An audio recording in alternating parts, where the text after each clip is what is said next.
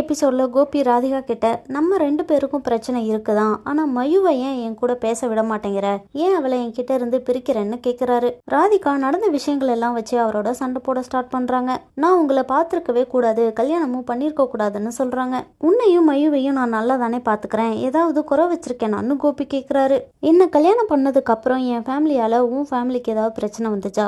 நீயும் உன் அம்மாவும் சந்தோஷமா தானே பேசிட்டு இருக்கீங்க, ஆனா என் நிலைமைய பாரு, என் அம்மா என்ன தலைமுழுகிட்டாங்க, என் பசங்க எல்லாம் என்ன வெறுக்கிறாங்கன்னு சொல்றாரு. என் சந்தோஷம் நிம்மதி எல்லாம் விட்டுட்டு உன் பின்னாடி வந்தேன் பாரு, இப்ப நான் தனியா நிக்கிறேன், இது எல்லாத்துக்குமே நீ தான் காரணம்னு சொல்றாரு. அங்க சுத்தி இங்க சுத்தி இப்ப எல்லாத்துக்கும் காரணம் நானா?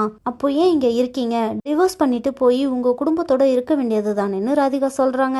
டிவோர்ஸ் அவ்வளோ சாதாரணமா போயிடுச்சா? நமக்குள்ள 1008 பிரச்சனை இருக்கு, ஒரு சொல்யூஷன் கண்டுபிடிச்சு சரி பண்ணி உன் கூட நிம்மதியா வாழணும்னு ட்ரை பண்றேன்னு கோபி சொல்றாரு.